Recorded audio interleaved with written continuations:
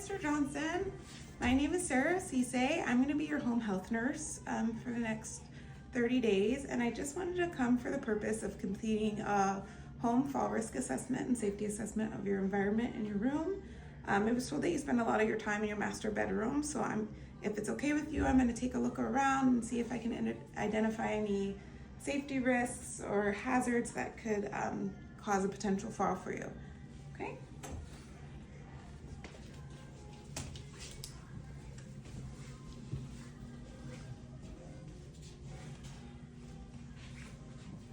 I notice you have a pile of laundry here. It looks like some mixed match socks.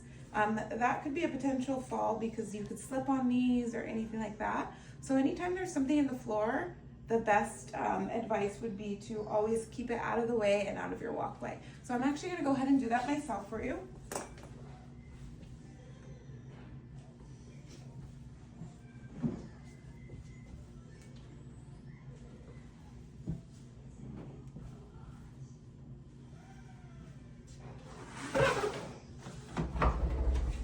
Do you normally keep your laundry basket in your closet or in your room?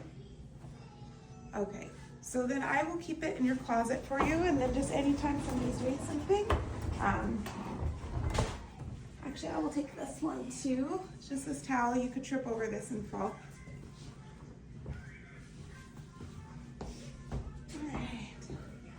Next thing I noticed, whenever I picked up those socks, these throw rugs, if they're important to you, there's two things we could do. We could either remove them, or there's a thing called double tape where we could actually tape them down. That way, if you're walking or something and you lose balance or anything, you could easily slip and fall. So what's recommended is that you either use a double-sided tape or remove them out of your walkway completely. I actually happen to have some double-sided tape on me, so I'll go ahead and show you what it's like to take these corners down, and then I would do that for each corner of both rugs.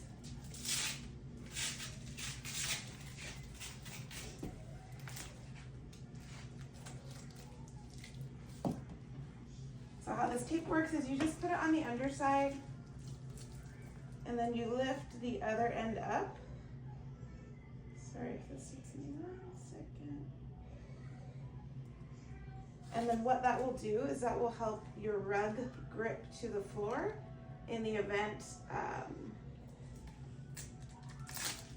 that your foot gets caught on it or anything like that. So we put it like that on one side. And we do it on the other side.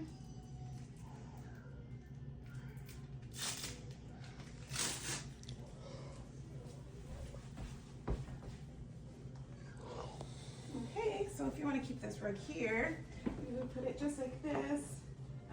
We'd also put tape on the corners.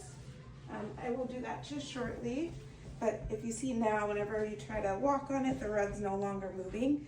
It's good to have each of the 4 corners taped down because that's what will hold the rug in place. So I'll do that for all 4 corners of your rugs, and I will continue.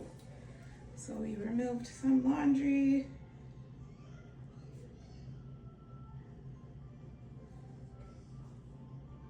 And we added double-sided tape to your throw rugs. Then I noticed you have a dog. Does your dog usually sleep in here? Oh, just sometimes. So what I would recommend is that you don't put the dog bed in your walkway. So what I would do is I would either move it to the side of the room, somewhere where you're not walking so you're not tripping over it like this. The other advice would just be to move it outside of the room, but outside of a walkway so that your dogs can still be close by, but you won't have any risk of tripping over them or tripping over their dog bed. So today I'm just gonna move this dog bed right outside of your room and outside of your walkway so you don't have to worry about tripping or falling.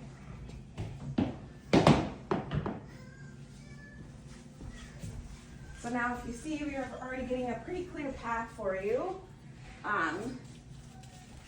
Eliminating the rugs from slipping, eliminating anything in your walking pathway. All right, we'll come to this side. Oh, it looks like you must have went on a short vacation. What I'm gonna do, this is a hazard just because it's also in a common walkway. I'm gonna go ahead and close this up and put this away in your closet for you.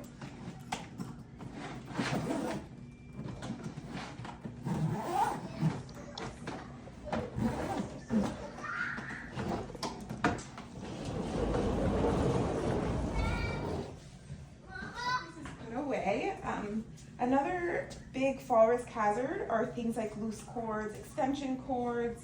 I noticed you have the space heater close to your furniture. This could be a hazard, so what I would recommend is picking this up off of the floor and putting it further away from the bed. And then another hazard that I identified is these cords. So it looks like you have a cell phone cord and your light cord. I would make sure that these are plugged in out of the way. And if this is your cord for your cell phone, just make sure it's stored on the side so that you're not able to trip on it. Okay? So any cords or anything that's laying in the floor in your walkway are potentials for you to trip and fall. And then lastly, if you're ever getting out of the bed, I just noticed that your nightstand is pretty far away. So if you're gonna reach over to turn on your light, you could potentially fall. So what I would suggest is getting your lighting a little closer to your bed so that if you do need to get up to go to the restroom at night or anything like that, those cords out of your walkway. Again, just make sure you're storing them so that the cords aren't falling onto the floor where you would be stepping and walking. And then the other thing we did was move your nightstand closer to your bed so that you're able to reach your light so you have adequate lighting to walk to and from the bathroom at night when it's a little bit darker. The last thing is, I know you mentioned it was a pretty dark in here at night, so anytime you have a walkway that's not well lit, these are great for just lighting up the walkway for you on the path to your bathroom. These are mini lights and they only come on when it's dark, and they're pretty dim, but it at least will light up your pathway. So a great place to plug this would be like maybe in your side right here where you're kind of going to be on your way to your bathroom or hallway when you're going to use the restroom. Do you have any questions for me? No? Okay. Well, that's it. So I identified about 6 to 7 potential hazards, but we were able to resolve all of those today. If you have any questions or concern, I will be back to visit you in the next few days. All right, have a great day.